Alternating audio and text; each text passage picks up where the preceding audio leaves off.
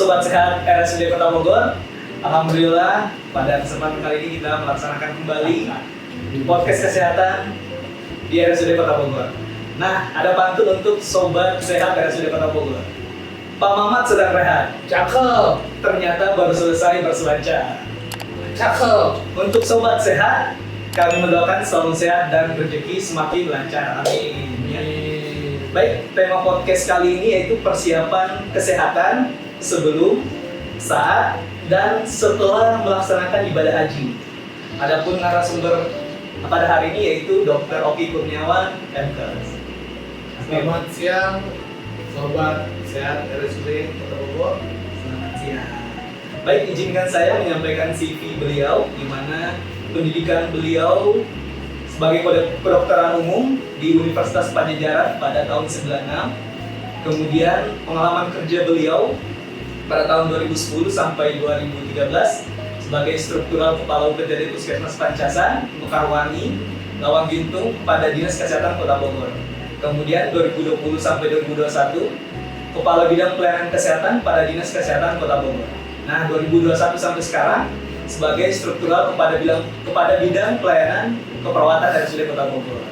Ada yang menarik dari CV beliau di mana beliau memiliki pengalaman haji, yaitu pada tahun 2014 sebagai petugas tenaga kesehatan haji Indonesia. Kemudian pada tahun 2024, tahun kemarin, alhamdulillah dipanggil kembali di Tanah Suci, yaitu melaksanakan ibadah haji sebagai jamaah haji reguler. Ya.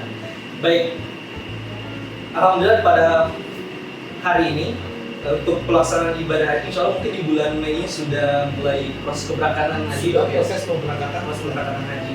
Dan insya Allah di bulan depan pelaksanaan ibadah haji. Dan untuk ibadah haji ini sendiri, dokter, kebetulan memang beberapa sumber menginformasikan bahwa ibadah haji ini sebagai ibadah yang memerlukan aktivitas fisik. Nah, seperti diantaranya di mana rukun dan wajib hajinya, yaitu diantaranya bisa melibatkan seperti berjalan, berdiri. Nah, cuman berjalannya ini masya Allah luar biasa, dokter. Jadi untuk contohnya diantaranya baik melempar jumroh, misalkan ke Mina, dari Mina ke tempat melempar jumroh, prediksi ataupun beberapa sumber yang kami rangkum itu 4,5 km pas berangkat. Nah, kalau bolak-balik berarti cuman berjalannya itu. Nah, kemudian untuk tawaf satu putarannya itu 500 meter. Betul. Ya. Nah, berarti kalau 7 kali putaran, 7 kali 500 berarti 3,5 km. Betul, kurang lebih. Nah, kemudian proses sa'i yaitu dari Bukit Safa ke Bukit Marwah, Betul. yaitu kurang lebih 450 meter. Nah, Ya. jika 7 kali bolak-balik berarti sekitar 3,15 km. Betul. Nah, tentunya memerlukan ibadah ini fisik ya, fisik yang baik untuk menjalankan ibadah yang lancar dan tentunya nyaman Ya. untuk para jamaah haji.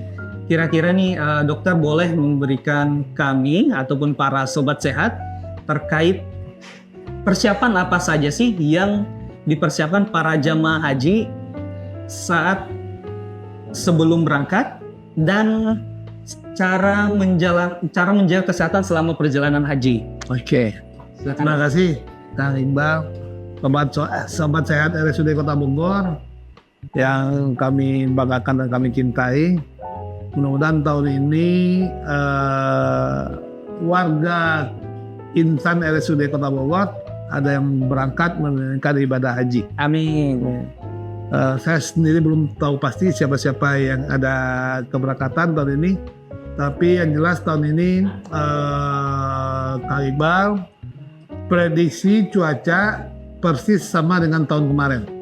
Nah, itu dulu pembukaannya, yaitu berkisar di angka 40 sampai 50 derajat. Masya Allah. Di sini di Bogor aja 30 sampai 32, mungkin kalau udah di luar Masya Allah ya. Jadi itu Kang Iqbal. Dan betul, ibadah haji ini merupakan ibadah ya fisik ya, dan yang dibutuhkan adalah kekuatan fisik dan mental. Ya, sebab ibadah tadi yang disampaikan oleh Kang Iqbal tadi, untuk perjalanan jalan kaki itu memakan kurang lebih seperti yang digambarkan tadi. Dari tenda Mina berjalan kaki ke Jumarot untuk melempar jumroh itu ada sekitar 4,5 kilometer. Ya. Itu baru satu Jumarot, yaitu Aqobah. Nanti berjalan lagi untuk menuju Aqobah, kemudian Ula, Usta. Coba. Jadi ada 3 tuh Jumarot tempat yang akan dilempar di situ. Karena memang aktivitas haji ini yang diminta kan adalah fisik, maka pemerintah Indonesia melalui Departemen Kesehatan dan perpanjangan tangannya adalah Dinas Kesehatan, dan kebetulan alhamdulillah saya juga berpengalaman di Dinas Kesehatan serta di Puskesmas. Memang dulu teman-teman Puskesmas ini sampai sekarang itu mempunyai tanggung jawab untuk mempersiapkan calon-calon jemaah haji ini dengan mengadakan tes kebugaran namanya. Kobaga. Ya. Tes kebugaran ini adalah untuk melihat kekuatan dan kebugaran calon jemaah haji dengan dia harus melakukan jalan yang secepatnya, semaksimal mungkin cepatnya, ya kan, berlari itu makin bagus, itu sebanyak kurang lebih 7 putaran sempur, lapangan sempur. 7 lapangan sempur. Ya, bahkan sampai 8 atau 9 putaran lah kurang lebih, gitu. Itu harus untuk mengingatkan jamaah sebenarnya. Jadi podcast kita kali ini juga sebenarnya tujuannya adalah mengingatkan jamaah. Ini harus siap nih. Fisiknya harus dipersiapkan. Harus terus dilatih fisiknya dengan setiap pagi berjalan kaki. Minimal setengah jam. Bisa juga setelah 3 kali seminggu, tapi 1 jam. Jadi fisik kita sudah terlatih untuk berjalan kaki. Sehingga begitu kita sampai di Tanah Suci untuk melaksanakan prosesi-prosesi daripada kegiatan haji ini, insya Allah akan lebih kuat tentunya karena sudah dipersiapkan, ya kan? Nah, bagaimana dengan jamaah-jamaah yang punya keterbatasan fisik? Ya, itu dia. Nah, bagaimana dengan jamaah-jamaah yang punya keterbatasan fisik? Itu ada alat bantu yang biasa mereka pakai, apakah itu tongkat atau apakah mereka pakai kursi roda, atau di sana sewa kursi roda, atau di sana juga ada lagi Kang Iqbal nyewa skuter. Bisa. Ada sewa skuter juga disediakan oleh pemerintah Arab Saudi pas yang di Masjidil Haram. Sama yang terakhir itu ada penyewaan buggy golf, buggy car. Jadi mobil-mobil yang di lapangan golf itu juga tersedia di situ. Jadi itu bisa memuat sekitar 8 sampai 10 orang satu kendaraan itu untuk melakukan ibadah tawaf dan sa'i. Tawaf dan sa'i. Jadi tawafnya yang pasti bukan di pelataran Ka'bah karena itu nggak boleh masuk kendaraan dan segala macamnya. Ada akses tersendiri. Nah, ada akses tersendiri. Kalau di jalan kaki kan itu lebih jauh daripada yang di pelataran Masjidil Haram atau pelataran Ka'bah. Ya, jadi ini yang perlu diingat oleh sahabat sehat RSUD Kota Bogor. Kami dari RSUD Kota Bogor turut menjaga kesehatan calon jemaah haji sehingga insya Allah di sana mereka bisa lebih memaksimalkan ibadah yang mereka laksanakan. Gitu Kak Iqbal, kurang lebih. Baik, izin dok. Kebetulan tadi sempat dibahas bahwa untuk olahraganya bisa 1 jam dalam momennya itu 3 kali seminggu. Iya. Nah itu untuk waktunya apakah harus pagi, siang? Boleh kapan saja dia sempat. Boleh kapan saja. Tapi memang harus dilatih lah itu. Dengan dia rutinitas melakukan jalan kaki, di sana tuh insya Allah akan lebih lancar. Nah kemudian untuk yang tadi untuk mesen kendaraan ya. Nah, untuk kendaraan itu kalau itu khusus untuk yang memang ada masalah aktivitas atau misalkan orang yang mungkin masih bisa tetap beraktivitas, bisa melakukan tawaf yang secara umum itu bisa menaik kendaraan itu atau bagaimana? Bisa. Jadi kan memang kendaraan itu diperuntukkan untuk jamaah yang misalnya kecapean, sementara dia harus melakukan tawaf lagi, gitu, ya kan? Atau tawaf yang sunnahnya baru sekali, dia ingin lebih sering tapi kondisi udah capek, itu bisa mereka memanfaatkan hal itu. Jadi untuk menjaga stamina selama proses ibadah haji tersebut. Betul. Baik, untuk tadi persiapan sebelum berangkat nih, Dok. Nah, kalau misalkan cara selama perjalanan kan pasti ada baik di pesawat, kemudian pasti ada bis di lokasi di Tanah Suci nantinya apakah cara menjaganya seperti kan pasti berdesak-desakan ataupun cuaca panas yang mungkin bisa berpengaruh untuk ke stamina jamaah. Jadi Kak Iqbal dan sahabat sehat RSUD Kota Bogor, untuk haji ini memang tadi yang saya bilang membutuhkan fisik, ya. Makanya ditetapkan oleh pemerintah melalui Departemen Kesehatan, Kementerian Kesehatan, dan perpanjangan tangannya adalah Dinas Kesehatan mengeluarkan istitoah namanya. Jadi ketetapan seseorang sehat, nah itu istitoah. Ya, sehat itu ada sehat yang betul-betul sehat, ada sehat yang harus didampingi dengan obat, ada sehat yang harus didampingi dengan pendamping, ada yang gugur, yang gagal kesehatannya. Jadi tidak boleh berangkat. Tidak diizinkan. Tidak diizinkan berangkat. Jadi kita ambil contoh misalnya TBC. Ya. Kalau baru terdiagnosa TBC, kemudian dirujuk untuk ditegakkan diagnosa TBC, dan ternyata begitu setelah tegak tidak memungkinkan dia meminum obat selama 2 bulan sebelum berangkat, itu gugur. Itu tetap nggak boleh berangkat karena belum melewati masa-masa yang aman tidak menularkan.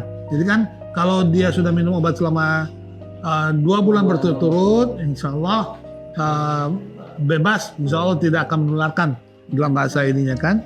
Jadi aman juga untuk jemaah haji yang lain. Karena dalam satu pesawat, Kang Iqbal, itu ada sekitar 450 orang satu pesawat. Nah, di pesawat ini yang jelas nanti ada petugas kesehatan haji.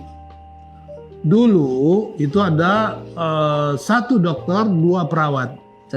Tapi tahun ini berbeda katanya. Saya nggak tahu persisnya berbeda kayak gimana. Ya, jadi biasanya petugas kesehatan dia akan memberikan ice breaking di pesawat. Jadi mereka berdiri mengadakan ice breaking setelah perjalanan kurang lebih 4 jam atau 5 jam perjalanan, karena perjalanan Indonesia ke Jeddah itu memakan waktu sekitar 9 jam sampai 10 jam. Pesawatnya luar biasa, yang besar, Kang Iqbal. Ada bertingkatnya.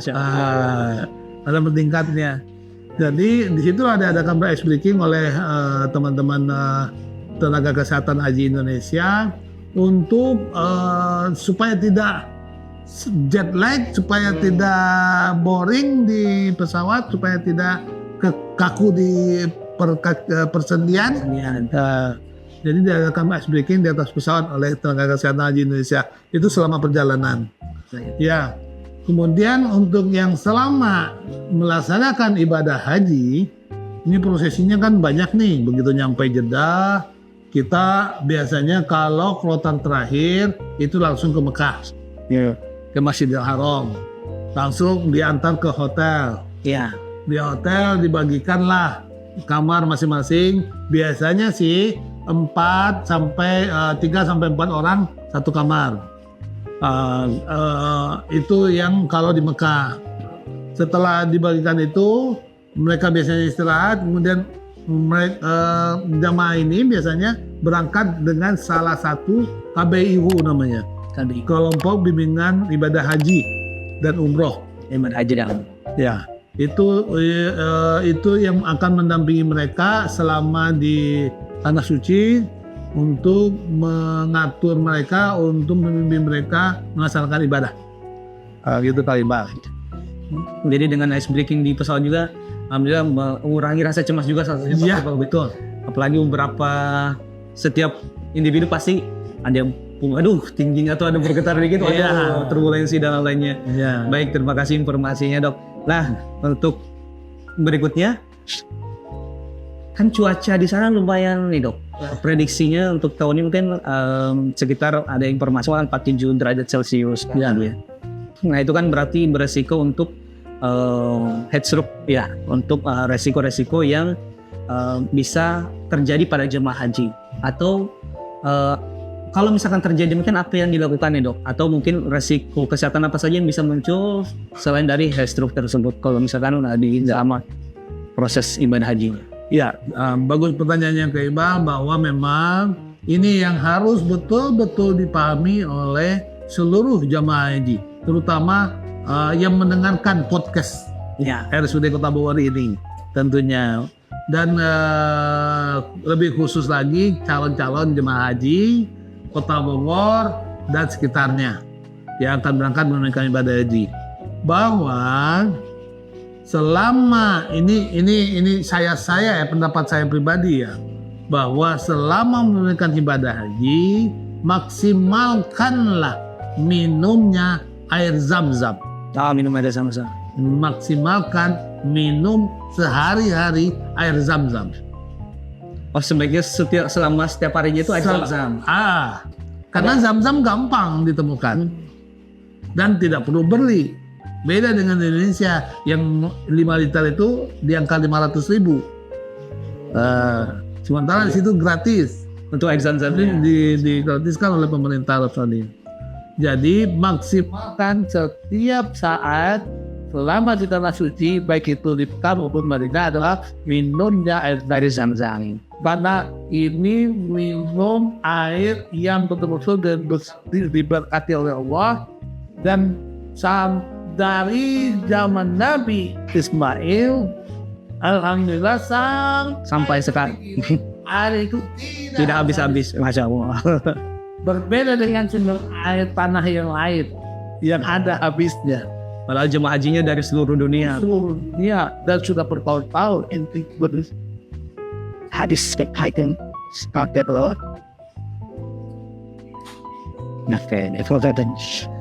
Baik, jadi memang masya Allah untuk air zam-zam tersebut ya bahkan selain dari jamaah haji di Indonesia, tapi seluruh dunia pun bahkan dari zaman Nabi Ismail sampai sekarang masih tetap ada. Kalau sumur yang mungkin di Indonesia berapa lama pasti ada proses habisnya. Ada keringnya ya. Ada keringnya. Nah kalau yang ini masya Allah. Di Indonesia panas terik, musim panas saja itu sumur bisa kering. Di sana suhu sampai 50 pun Allah jaga itu sumur. Betul.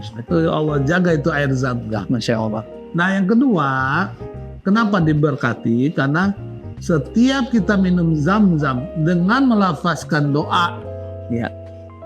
insya Allah Allah akan kabulkan. Ya kan? Ada doanya setiap kali minum zam-zam. Jadi kalau kita membaca doa tersebut, Allah pasti akan kabulkan. Jadi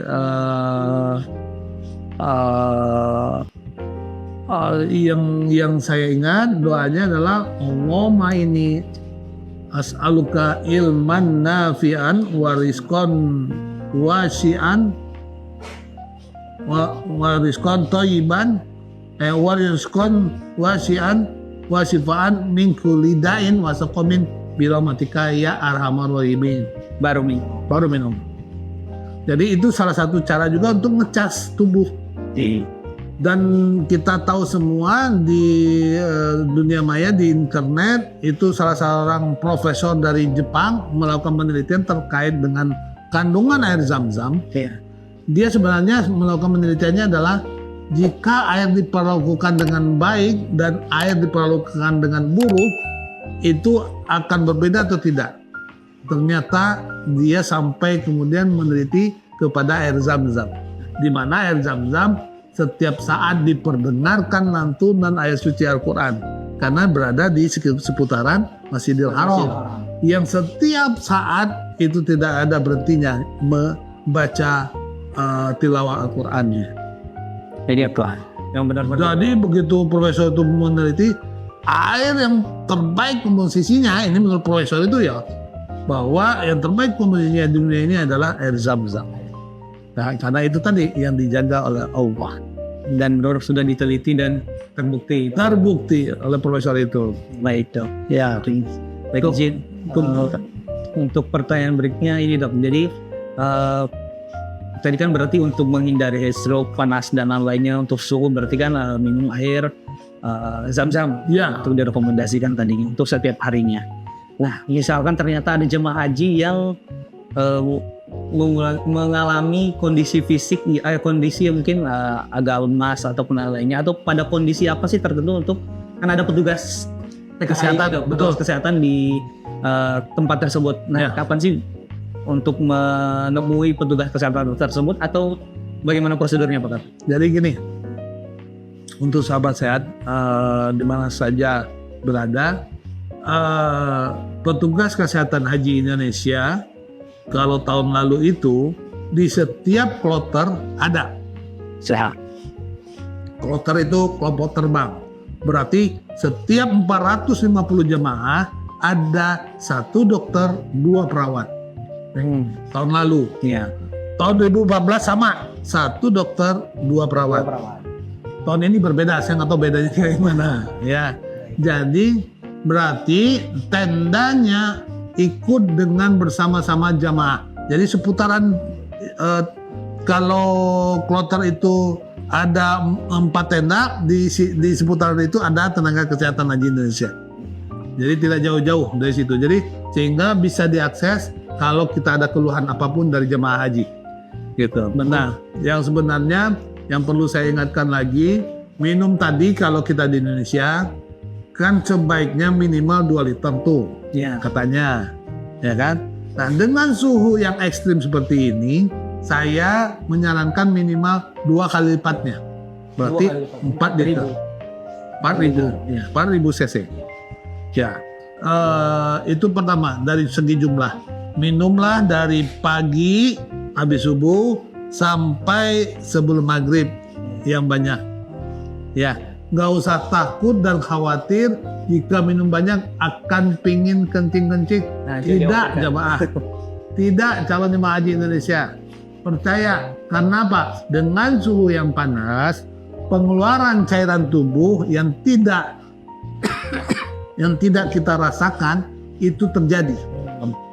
Nah, sehingga tidak ada kesempatan ada penyimpanan urin di kandung kemih karena invisible water loss ya kalau nggak salah yang tidak terlihat itu sudah langsung melalui keringat dan lain-lainnya. Nah, kemudian untuk zam-zam ini yang perlu saya ingatkan lagi adalah jangan pernah meminum zam-zam yang dingin. Yang dimasuk ke Jadi gini, bukan. Zam-zam itu di seputaran Masjidil Haram itu banyaknya tersedia yang dingin. Mereka ada yang disalurkan melewati kran-kran yang bisa dipencet langsung keluar airnya. Ada juga yang disalurkan melalui tong-tong atau drum-drum plastik. Nah, drum plastik ini akan tertulis cold not cold, cold not cold. Kekuatan fisik orang Indonesia dengan suhu yang panas pasti akan menurun. Terbayang sama Kang Iqbal jika kita habis berpanas-panas minumnya air dingin. Maknyus rasanya, segar sesaat di tubuh tapi mengundang penyakit yang lain datang ke tubuh nantinya. Iya, gitu kan Pak. Itu yang perlu saya tekankan. Jangan pernah diminum zam-zam yang dingin. Sebaiknya ya not sampai pulang ke Indonesia. Jangan. Kalau ngambil yang cold boleh, bawa pulang ke hotel, simpan dulu semalaman, besoknya udah bisa diminum. Oke, baik. Jadi jangan langsung ya dok ya. Jangan langsung. Jadi kemanapun Bapak Ibu calon jemaah haji berangkat menunaikan ibadah, bawalah selalu bekal tempat minum sehingga bisa diisi. Sehingga bisa diisi oleh zam-zam, apakah itu dingin atau tidak, tapi jangan pernah diminum zam-zam yang dingin. Itu pesan saya. Baik dok, baik. Terima kasih untuk informasinya. Nah, sekarang kita jawab, ada beberapa pertanyaan nih dok dari penanya dari Sobat Sehat RSUD Kota Bogor dari YouTube. Yaitu pertanyaan pertama, di mana makanan seperti apa yang sebaiknya dikonsumsi agar tetap sehat selama menunaikan ibadah haji? Masya Allah. Bismillah.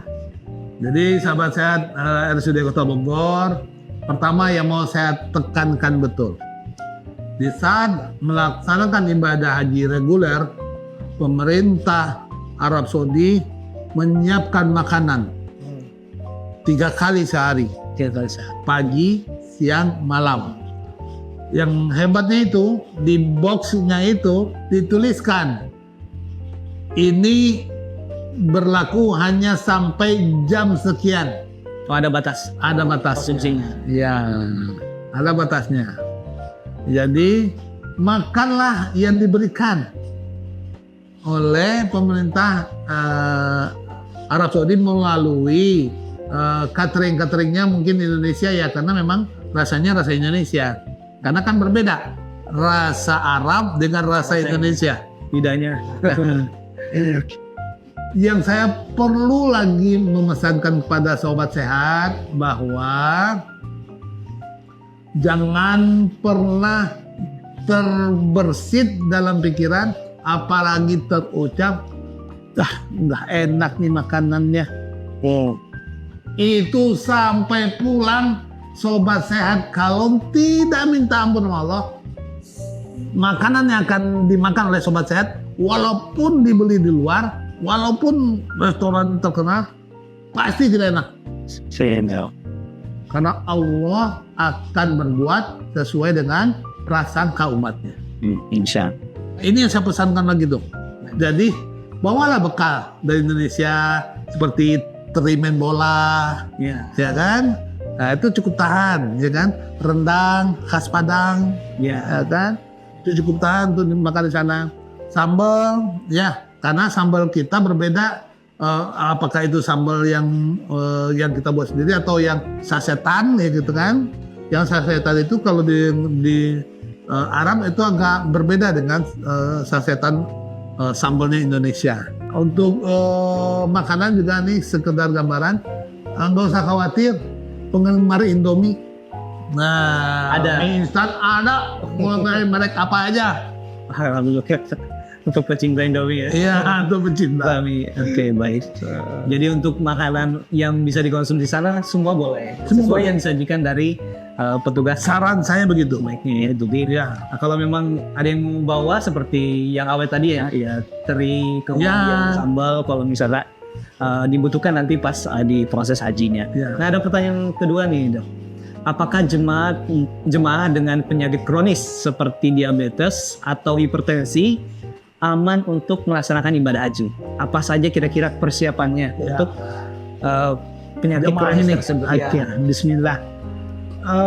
Untuk sahabat sehat RSUD Kota Bogor, ya, yang bertanya terkait dengan jemaah yang mempunyai penyakit diabetes atau hipertensi, pertama yang mau saya tekankan tadi, saya sudah menyampaikan terkait istitoah yang dikeluarkan oleh Dinas Kesehatan. Sure.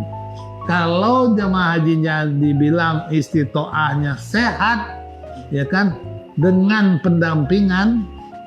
Kalau yang sakit ini berarti ditulisnya sehat dengan pendampingan obat-obatan. Berarti harus membawa semua obat-obat rutin yang biasa dikonsumsi. Baik itu oleh yang mempunyai penderita darah tinggi maupun yang punya penyakit diabetes. Tapi yakinlah calon jemaah haji yang mempunyai penyakit diabetes dan hipertensi, ini saatnya jamaah haji berserah diri sama Allah, minta kesembuhan di tanah suci, karena di tanah suci itu ada waktu yang diijabah dan ada tempat yang diijabah. Kalau di Indonesia hanya ada waktu yang diijabah, Kalau di sana tempat nggak ada. ya, Kalau di sana ada tempat yang diijabah. Ya, Masya Allah ya. jadi manfaatkan semaksimal mungkin untuk berdoa kepada Allah untuk kesembuhan penyakit kita, untuk kesehatan kita. Jadi persiapannya apa saja? Itu tadi, hitunglah obat-obatan yang harus dibawa dengan jumlah, saran saya sih di angka 50 butir kalau minumannya sekali sehari. Untuk setiap harinya 50 prediksi 50 hari berarti. Iya, prediksi haji kan 40 hari. Ya. Nah, prediksi haji kan kita perjalanan 40 hari.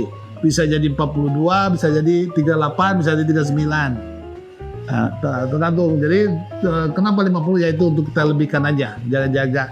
Ya kan? Sekaligus misalnya ada jamaah lain yang membutuhkan juga obat yang sama. Nah, bisa sekali. Jadi sekalian bersedekah.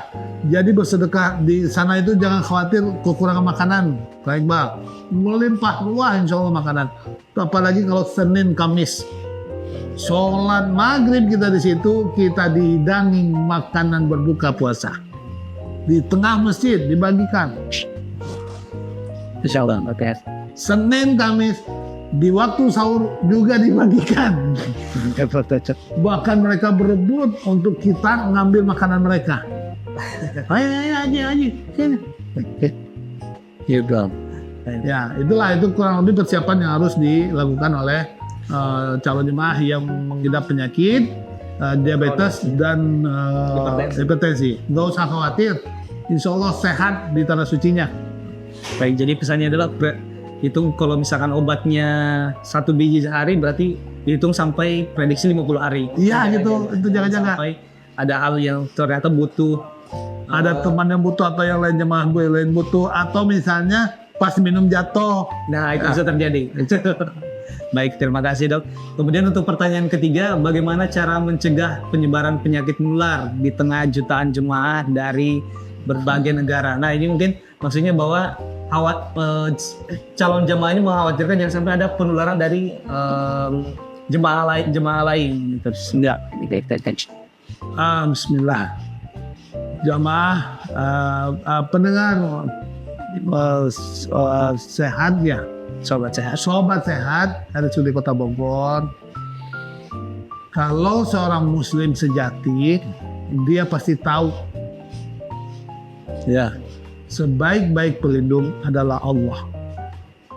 Hasbunallah wa ni'mal wakil, ni'mal maula wa ni'mal nasir. Ini yang harus betul-betul ditekankan, harus ditanamkan di dalam hati oleh calon jamaah, bahwa kalau memang dia berserah diri kepada Allah, minta perlindungan Allah, ya kan, insya Allah tidak akan tertular dari penyakit-penyakit menular apapun yang berbahaya, terutama airborne disease lah terutama kan.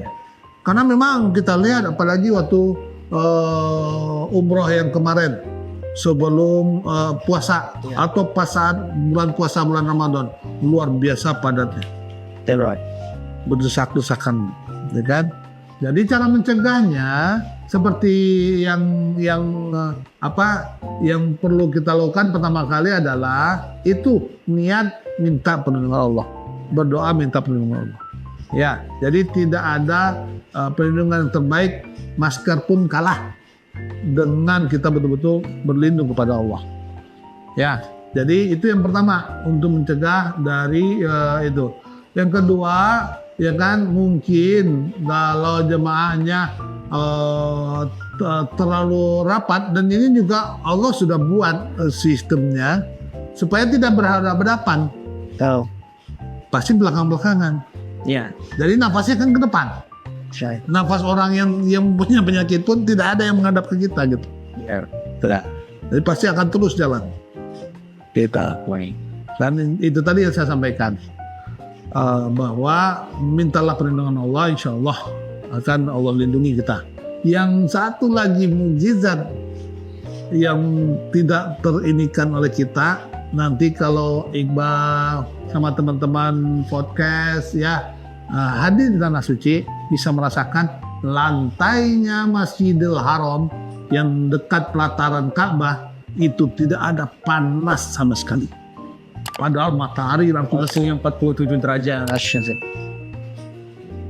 Gitu suhunya tetap dingin untuk dia. lantainya tetap dingin karena memang yang dipilih katanya kalau dari sumber-sumber ini internet yang kita baca itu lantainya memang dari bahan yang paling berkualitas sehingga betul-betul tidak menyerap panas dan memantulkan panas mungkin ya.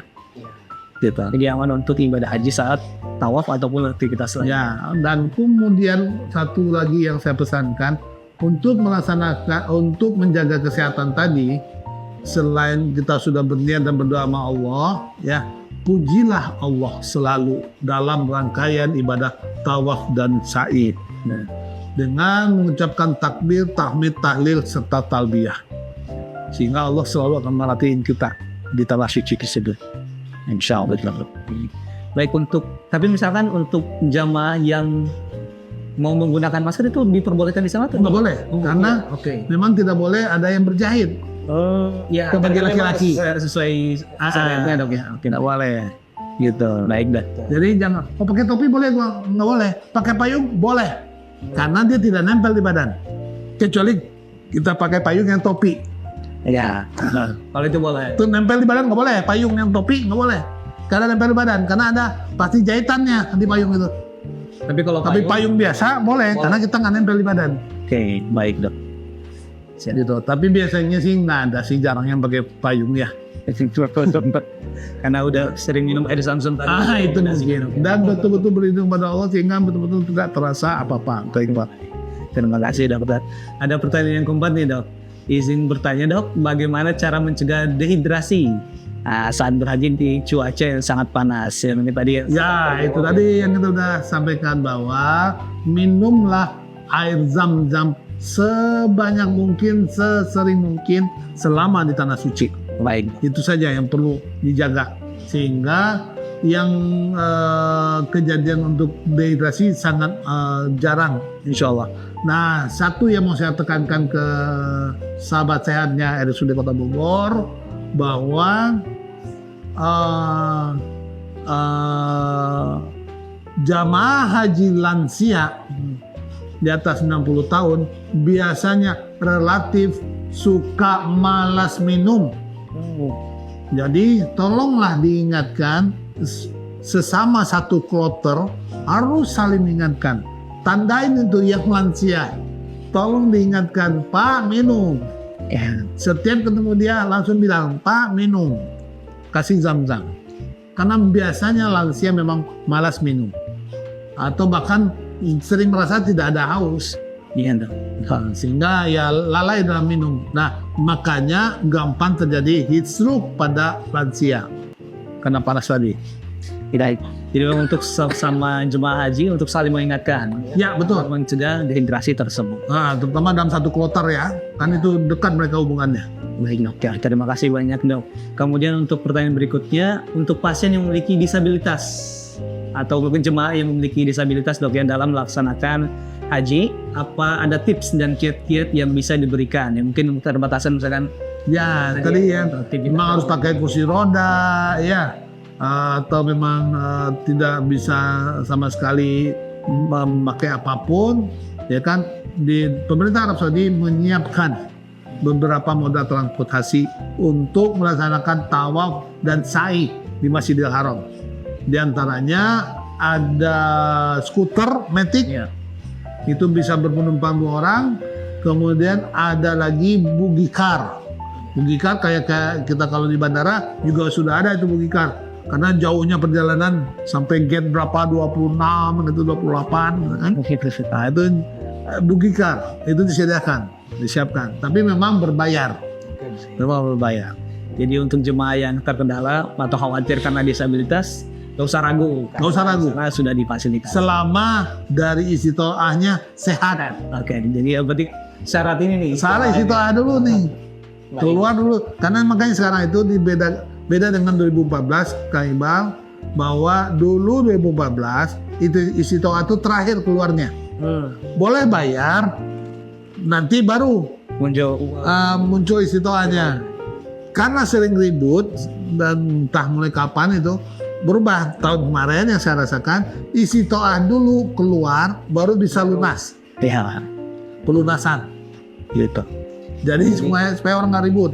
dan untuk kesehatan pun aman. Iya, Sudah gitu. dipastikan dari istihad lagi. Iya, istiqomahnya ya. Baik dokter. Untuk pertanyaan berikutnya, izin bertanya dok, ketika tawaf apakah boleh memakai deker lutut bagi pria dok? Nah mungkin masalah lututnya nih dok. Ya. Ya. Bismillah, Sobat Sehat RSUD Kota Bogor. Saat melaksanakan ibadah haji, tawaf dan sa'i, terutama tawaf itu terutama kita kan masih dalam pakaian ihram.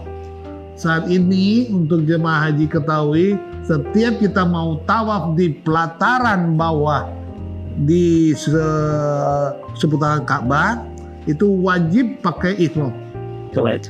Kalau kita sudah pakai ihram, berarti niat ihram kita lafazkan, ihram dipakai dengan ketentuannya plong, tidak ada yang menghambat, tidak boleh ada yang berjahit yang nempel di badan. Selama deker tidak ada jahitan, tapi saya nggak yakin deker ada jahitan. Sebagian besar yang kita Pasti lihat ada jahitan. Nah, kalau nggak ada jahitan mungkin boleh. Ya, kain misalnya, oh saya mau pakai kain kafan, kan itu nggak ada jahitan. Untuk melilit boleh, selama tidak ada jahitan bisa dipakai. Tapi menurut saya, selama di tanah suci, apapun sakit kita di tanah air, berdoalah sama Allah dan obati dengan zam-zam. Misalnya nih, lutut kita bermasalah, ya, selama di tanah suci, ambil zam-zam, baca doanya, balur ke lutut yang sesering mungkin. Tapi dengan doa tadi, Allahumma inni as'aluka ilman nafi'an warzuqan wasi'an wasifaan kulli da'in wa sawmin birahmatika ya arhamar rahimin. Dan insyaallah lututnya akan diperkuat oleh Allah. Amin. Kirain dok. Nah ada lagi nih dok. Jika menderita HNP. Apakah ada kriteria khusus untuk TKI? Oh, Ini apakah boleh menjadi TKI? Oh, bukan ini. Jadi petugasnya nih dok. Iya. Menderita HNP, apakah ada kriteria khusus untuk TKI tersebut ketika memang ada masalah HNP? TKI sama syarat dan ketentuannya. Kalau sudah mendapatkan istitoah, berarti dia berangkat. Bisa berangkat. Untuk syarat TKI sebelum dia lulus sebagai TKI, saya rasa tidak akan sampai kepada melihat ruas tulang belakang, enggak. Jadi kalau syarat untuk TKI tidak ada. Jadi bisa saja seorang TKI, tapi dia harus punya keyakinan. Nah ini satu yang perlu saya tekankan sama Kang Iqbal dan sahabat sehat RSUD Kota Bogor. Mulailah dengan niat yang kuat dan doa setiap kita sholat 5 waktu, selalu bermohon sama Allah untuk diberi, untuk dipanggil ke tanah sucinya, ya kan? Kemudian perlihatkan kepada Allah, memang niat dan doa ini ada usaha kita. Misalnya nabung untuk menunaikan haji atau umroh. Misalnya belajar untuk bisa menjadi TKI, ya kan? Dengan niat yang kuat, insya Allah Allah akan panggil ke tanah suci. Jadi tetap nggak usah ragu, walaupun memiliki riwayat HNP, tetap coba daftar saja. Semoga rezeki teman-teman calon TKI ya. Iya. Baik, nah ini ada pertanyaan nih dok, kalau misalkan ternyata tadi kan dari sebelum sesaat di saat proses haji, nah kemudian ada menjadi pertanyaan saya nih dok, kan warga di Indonesia mungkin beberapa sumber mengatakan jumlah perokok ya mungkin tinggi. Nah kalau di sana bagaimana gambarannya dok, dan aman atau tidak untuk di proses selama hajinya itu bagaimana Dok? Iya. Ini pertanyaan bagus untuk sobat sehat RSUD Kota Bogor. Mohon maaf, mohon izin, saya ditanya mengenai rokok dan saya memang agak malu melihat jamaah haji Indonesia banyak betul yang merokok di tanah suci. Banyak betul yang merokok. Saya tahu betul karena saya mantan. Berarti Jadi mantan tidak terindah tapi ya. Oke. Ya. Jadi rokok ini nggak bisa disuruh berhenti, nggak bisa. Karena kalau menurut saya ini salah satu cara setan mencari teman nanti di neraka. Nemenin dia. Kenapa? Satu, tidak ada satupun perokok, mohon maaf nih, yang baca Bismillahirrahmanirrahim baru merokok. Nggak ada. Sesuatu yang dikerjakan tanpa didahului dengan Bismillah itu pekerjaan setan. Yang kedua, enaknya ngerokok itu biasanya nih paling banyak adalah sesudah makan dan ke belakang, ke WC. Doa masuk WC, ya Allah lindungi hamba dari setan laki-laki dan setan perempuan. Enaknya ngerokok di tempat setan. Berarti yang merokok temannya ya, seperti itu sahabat sehat. Saya hanya bisa menghimbau sahabat sehat, terutama calon jemaah haji yang merokok, ya, mumpung ke tanah suci, ya, berdoalah di tempat-tempat yang dijabah dan di waktu yang dijabah oleh Allah dengan doa, ya Allah, jika rokok ini haram ya Allah, hentikan hamba merokok ya Allah. Karena hamba takut setelah haji ini hamba masih mengerjakan pekerjaan yang haram ya Allah. Berdoalah sama Allah, yakinkan doanya dikabul. Dan Allah yang akan tidak enakan rokok itu. Itu yang mau saya tekankan. Jadi memang tidak bisa kita larang-larang, ya kan, karena memang produk halal haram itu adalah produk Allah. Mintalah sama Allah, biar Allah tunjukkan kepada kita kalau memang kita niatnya memang betul-betul ingin tidak mengerjakan yang haram setelah selesai haji. Terima kasih Dok untuk jawabannya. Nah, mungkin pertanyaan terakhir nih Dok untuk dari saya. Nah, tadi sebelum, saat, dan setelah, nah banyak kekhawatiran untuk misalnya tertular infeksi tadi, nih, kemudian saat setelah melaksanakan ibadah haji yang khawatirnya malah terinfeksi dan lain-lain, kemudian setelah ibadah haji mungkin karena kelelahan tadi akhirnya dirawat dan lain-lain. Itu mungkin ada kiat-kiat untuk yang setelah melaksanakan ibadah haji ini. Ya, terima kasih Kang Iqbal. Sobat sehat, setelah seorang jamaah haji sampai kembali ke Indonesia itu ada anekdot malahan. Tapi ini nggak boleh karena Allah berbuat sesuai dengan prasangka umatnya. Anekdotnya berbunyi seperti ini. Kalau pulang haji itu wajar aja batuk, wayanawe, gogoy. Karena ada yang ngomong itu. Karena yang tidak batuk katanya hanya onta aja. Nah itu yang salah. Oke.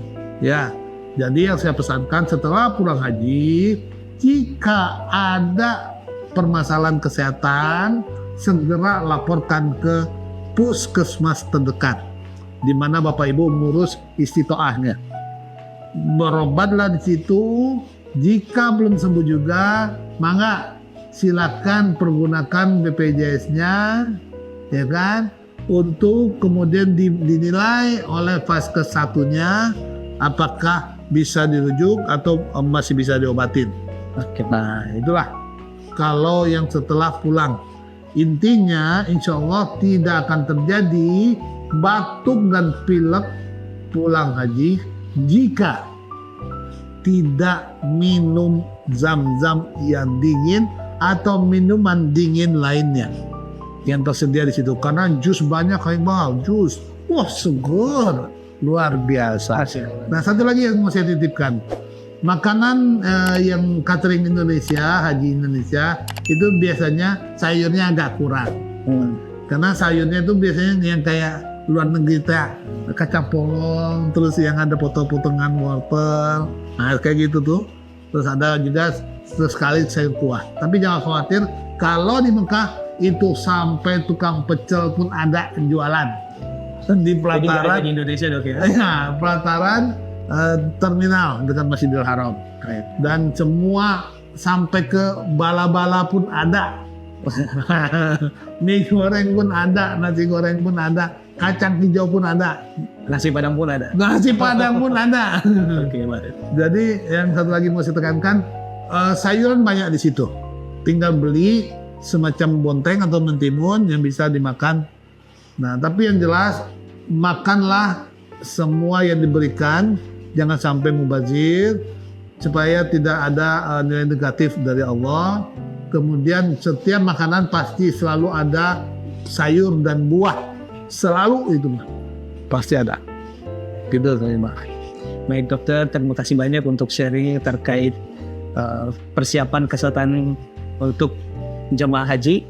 Nah, mungkin sebelum menutup kegiatan podcast ini, mungkin ada close statement dok untuk jemaah haji ataupun calon jemaah haji berikutnya. Ya, Bismillah, sahabat sehat RSUD Kota Bogor, dan lebih khusus kepada calon jemaah haji Kota Bogor dan sekitarnya.